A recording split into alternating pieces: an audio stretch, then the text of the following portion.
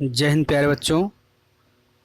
आज हम आप लोगों के बीच क्लास 12th की बुक हिंदी कोर का आरोह 2 का चैप्टर 11th हिंदी गद्य खंड का फर्स्ट चैप्टर भक्तिन लेकर के आए हैं।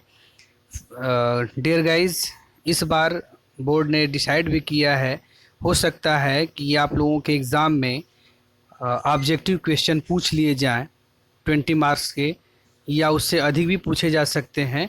तो इस कारण से ये हम स्पेशल वीडियो बना करके आप लोगों के बीच प्रस्तुत कर रहे हैं, ताकि आप लोग अपने हर एक चैप्टर का वन लाइनर क्वेश्चन तैयार कर लें, जिससे कि आपको आने वाले आपके बोर्ड एग्जामिनेशन के लिए बहुत ही हेल्पफुल हो। ठीक है, तो आइए हम लोग वीडियो को स्टार्ट करते हैं।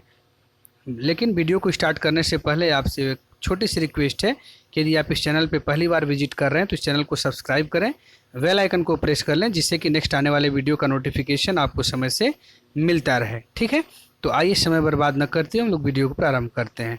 तो भक्तिन चैप्टर जो है, ये भक्तिन पाठ गद्य खंड का है। इसे महादेवी वर्मा जी ने लिखा हुआ है। तो आइए हम देखते हैं कि इस भक्तिन पाठ पे जी कितने वन लाइनर क्वेश्चन बनते हैं और किस टाइप के बनते हैं। ठीक है, तो ये है क्वेश्चन नंबर 1 कि भक्तिन पाठ की लेखिका कौन है। तो भक्तिन पाठ की लेखिका महादेवी वर्मा जी हैं। कौन है फ्रेंड्स? महादेवी वर्मा हैं।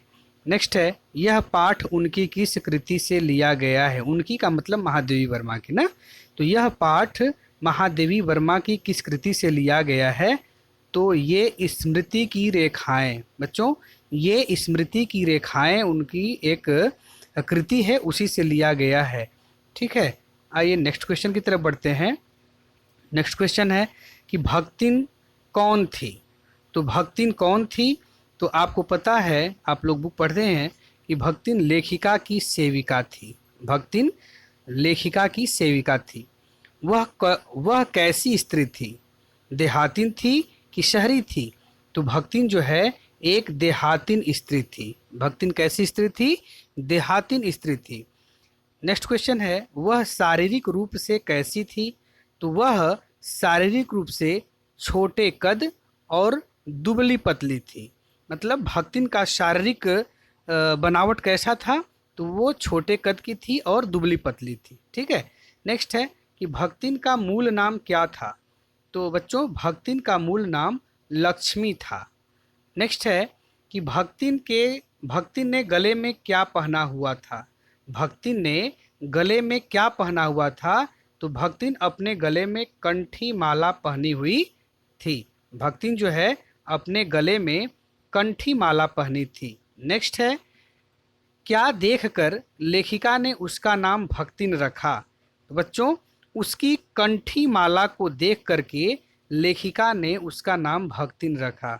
मतलब ये है कि जब भक्तिन अपने गले में कंठी माला पहनकर घूमती थी, तो इसी कंठी माला को देख करके जो लेखिका हैं, लेखिका अर्थात महादेवी वर्मा जी, वो क्या बोलती हैं? उसको भक्तिन बोलती हैं। नेक्स्ट है कि लेखिका से लक्ष्मी ने उसका नाम न प्रयोग करने की विनती क्यों की। कह रहा है कि लेखिका से लक्ष्मी ने उसका नाम न प्रयोग करने की विनती क्यों की। क्योंकि वह गरीब थी। क्योंकि वह गरीब थी, अर्थात जो भक्तिन थी वो इतना गरीब थी कि जब लेखिका उसको लक्ष्मी नाम से बुलाती थी तो उसको अच्छा नहीं लगता था। क्यों? क्योंकि वो गरीब थी और उसके नाम के विपरीत उसके काम के विपरीत या उसके रहन सहन के विपरीत उसका नाम था, इसलिए उसे शर्म आती थी और वो मना करती थी, क्योंकि वो काफ़ी गरीब थी। नेक्स्ट है कि विमाता का अर्थ क्या है। तो विमाता का अर्थ होता है बच्चों सौतेली माँ। सौतेली माँ विमाता का अर्थ होता है। नेक्स्ट है, भक्तिन की सेवा की तुलना किससे की गई। तो बच्चों, भक्तिन की सेवा की तुलना जो है हनुमान जी से की गई। मतलब ये है कि भक्तिन इस तरह से सेवा करती थी कि जिस प्रकार से हनुमान जी भगवान राम की सेवा में लीन रहते थे, उसी तरह से इसकी तुलना की गई है कि भक्तिन की जो सेवा की जो तुलना है वो किससे की गई है? वो हनुमान जी से की गई है। ठीक है, आइए नेक्स्ट क्वेश्चन की तरफ बढ़ते हैं। नेक्स्ट क्वेश्चन है क्वेश्चन नंबर 12 कि भक्तिन का विवाह और गौना किस आयु में हुआ। तो भक्तिन का विवाह 5 वर्ष की आयु में, भक्तिन का विवाह 5 वर्ष की आयु में और गौना 9 वर्ष की आयु में हुआ। भक्तिन का विवाह 5 वर्ष की आयु में और गौना 9 वर्ष में हुआ। नेक्स्ट क्वेश्चन है, भक्तिन की सास के कितने बेटे थे? तो बच्चों भक्तिन की सास के 3 बेटे थे। कितने बेटे थे? 3 बेटे थे। नेक्स्ट है, भक्तिन की कितनी बेटियां थी? तो भक्तिन की कुल 3 बेटियां थी। नेक्स्ट क्वेश्चन है, क्वेश्चन नंबर 15, अंगूठा दिखाना का क्या अर्थ है? तो अंगूठा दिखाना एक मुहावरा है, तो इसका क्या अर्थ होगा? अंगूठा दिखाना का अर्थ होगा इनकार करना। क्या होगा? इनकार करना। देखिए, इनकार करना। नेक्स्ट है, भक्तिन बुढ़ऊ किसको कहती थी? तो भक्तिन बुढ़ऊ अपने पति को कहती थी। भक्तिन अपने पति को किस नाम से बुलाती थी या कैसे संबोधित करती थी? बुढ़ऊ के नाम से। नेक्स्ट है, किस बेटी के पति को उसने घर दामाद बनाया था? तो बड़ी बेटी। बड़ी बेटी, यहाँ पे लिखा है कि किस बेटी के पति को उसने घर दामाद बनाया था, तो बड़ी बेटी के। नेक्स्ट है, भक्तिन किस उम्र में विधवा हुई? भक्तिन की उम्र कितनी थी जब वो विधवा हो गई? तो उसकी उम्र थी 29 ईयर्स, 29 वर्ष की थी तब भक्तिन विधवा हो गई। नेक्स्ट है कि भक्तिन के पति की मृत्यु किस उम्र में हुई? तो भक्तिन के पति की मृत्यु 36 वर्ष की उम्र में हुई। 36 ईयर्स के जब थे तो उनकी मृत्यु हो गई। नेक्स्ट है, तुषारपात का शाब्दिक अर्थ क्या है? तो तुषारपात का शाब्दिक अर्थ बर्फ या पाला गिरना होता है। बर्फ या पाला गिरना होता है। नेक्स्ट है, भक्तिन को दूसरा विवाह करने के लिए कौन उकसाते थे? तो उसके जेठ। उसके जेठ भक्तिन को दूसरा विवाह करने के लिए उकसाते थे। नेक्स्ट है, लगान न चुका पाने के लिए उसे क्या सजा मिली? तो लगान न चुका पाने के लिए उसे दिन भर धूप में खड़े रहना पड़ा। दिन भर धूप में खड़ा करा दिया गया, उसको यही सजा मिली थी। किस लिए? क्योंकि वो लगान नहीं चुका पाई थी। नेक्स्ट क्वेश्चन है, क्वेश्चन नंबर 23, इस प्रकरण से दुखी हो भक्ति ने क्या किया? तो भक्ति ने क्या किया? नौकरी के लिए शहर प्रस्थान की। जब उसको ये दुख हुआ, जब उसे प्रताड़ित किया जाने लगा, तो इस दुख को वो सहन न कर पाई और वो नौकरी के लिए शहर प्रस्थान की। नेक्स्ट है, लेखिका ने यह किसके लिए कहा कि टेढ़ी खीर है और दूसरे को अपने अनुसार बना लेना चाहती है? तो ये है भक्तिन के लिए लेखिका ने कहा, भक्तिन के लिए। ठीक है, आइए नेक्स्ट क्वेश्चन है, पहले दिन भक्तिन ने क्या परोसा? यूनिवर्सिटी क्या खा करके लेखिका पहुंची? मतलब ये प्रश्न ये कह रहा है कि पहले दिन भक्तिन ने लेखिका को क्या परोसा और लेखिका क्या खा करके यूनिवर्सिटी पहुंची थी? तो वही है इसका कि गाढ़ी दाल व 4 मोटी रोटियां। गाढ़ी दाल व 4 मोटी रोटियां। दाल एक रोटी। ठीक है, दाल एक रोटी। चलिए नेक्स्ट क्वेश्चन, भक्तिन किस गुण को देने की बात करती थी? तो इसका आंसर होगा कि जो वह गांव से लाई थी। जो वह गांव से लाई थी। प्रश्न है कि भक्तिन किस गुण को देने की बात करती थी? तो किस गुण को? जो वो गांव से गुड़ लाई थी। नेक्स्ट है, भक्तिन का परम कर्तव्य क्या था? तो भक्तिन का परम कर्तव्य लेखिका को खुश रखना था। भक्तिन का परम कर्तव्य यह था कि किसी तरह से लेखिका क्या रहे? खुश रहे। ठीक है, नेक्स्ट है, आइए देखते हैं नेक्स्ट क्वेश्चन, भक्तिन पढ़ी लिखी थी या अनपढ़? प्रश्न है कि भक्तिन कैसी थी, पढ़ी लिखी थी या अनपढ़ थी? तो भक्तिन कैसी थी? अनपढ़ थी। नेक्स्ट है, सर घुटना का क्या अर्थ है?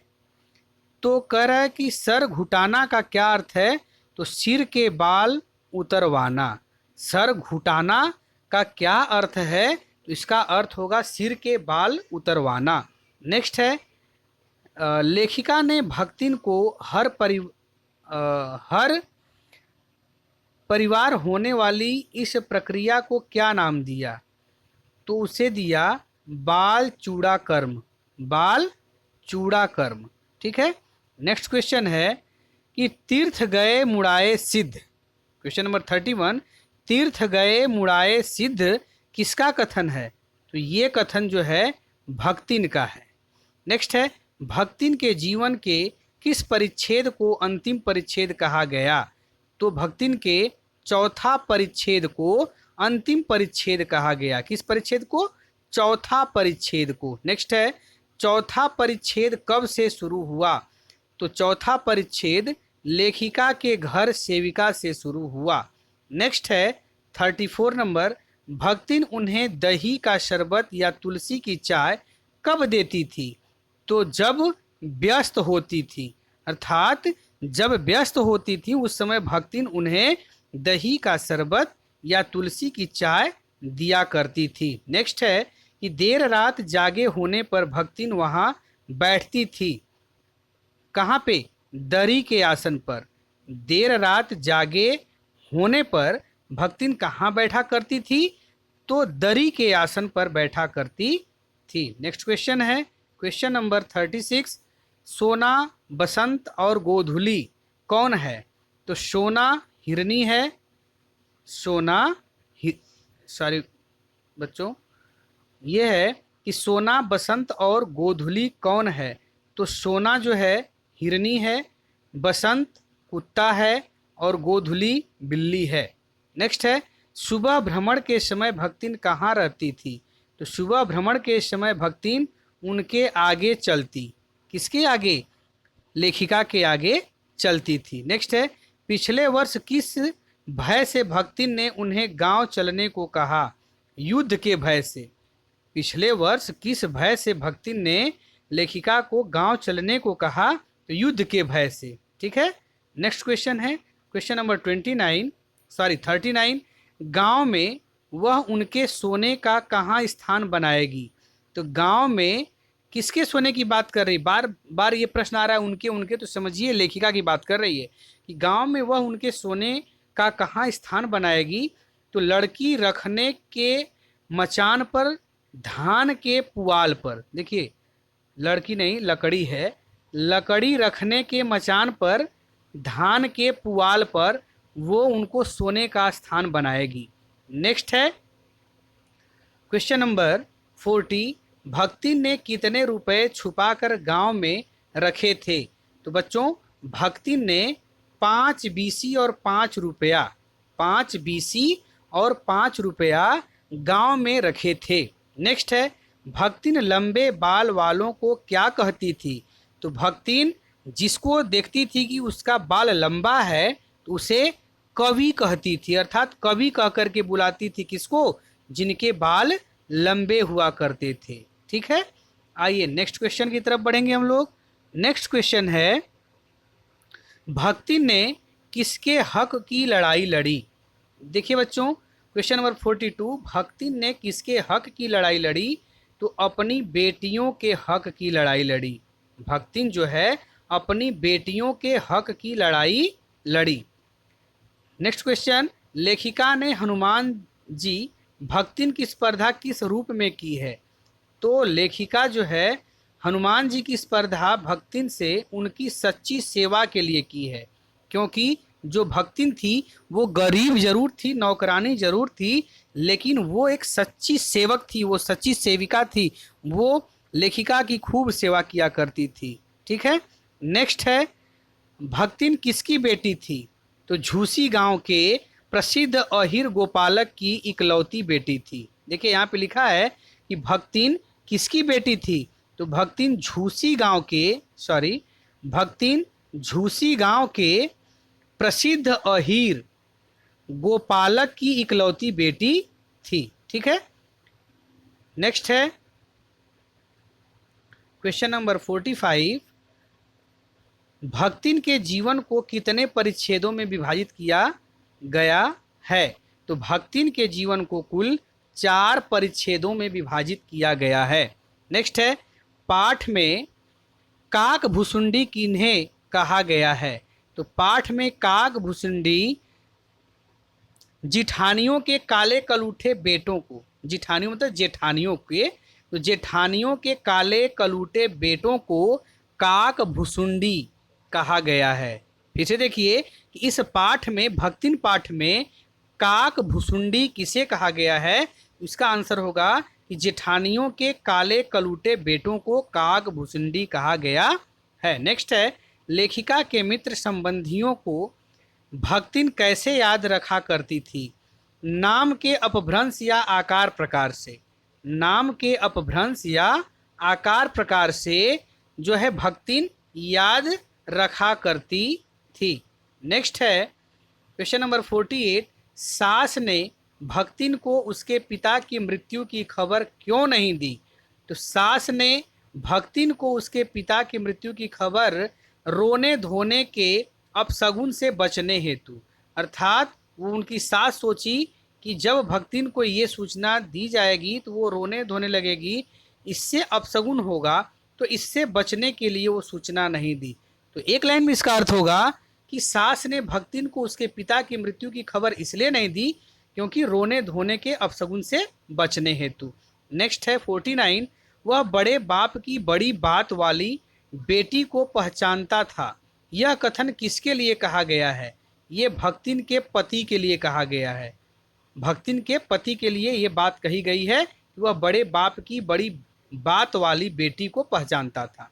नेक्स्ट है, लेखिका के साथ जेल जाने के लिए, लड़ने के लिए वह किससे लड़ने को तैयार थी? अर्थात जब लेखिका को जब जेल जाना हुआ तो उस समय भी ये लड़ने के लिए तैयार हो गई, मतलब उनके साथ जाने के लिए। तो किससे लड़ने के लिए तैयार हो गई? वायसराय लाट साहब से, है ना। वायसराय से लड़ने के लिए वो भक्तिन तैयार हो जाती है। नेक्स्ट है कि वह छात्रावास की लड़कियों के लिए भी बना देती थी। तो छात्रावास की लड़कियों के लिए भी बना देती थी, तो क्या बनाया करती थी? चाय नाश्ता। बच्चों, ये जो भक्तिन है ये बहुत ही उदारवादी और बहुत ही विनम्र सेविका थी। इसका विचार बहुत ही उच्च कोटि का था। तो ये अपने मतलब मालकिन के प्रति, मालिक के प्रति बहुत ही वफादार थी, लेकिन इसका व्यवहार ऐसा था कि वो लेखिका के साथ ही नहीं बल्कि उनके आसपास या उनके पास आने वाले लोगों की भी सेवा करने से पीछे नहीं हटती थी। यही प्रश्न है कि वह छात्रावास की लड़कियों के लिए भी बना देती थी, तो क्या? चाय और नाश्ता। नेक्स्ट है, भक्तिन घर में बिखरे हुए पैसों को उठाकर लेखिका को बिना बताए कहाँ रख देती थी? तो वो रख देती थी भंडार घर में, मटकी में।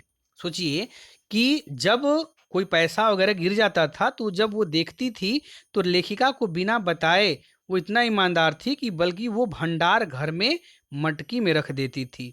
नेक्स्ट क्वेश्चन एंड इस वीडियो का लास्ट क्वेश्चन है कि वह लेखिका के यहाँ कितने समय से रहती है?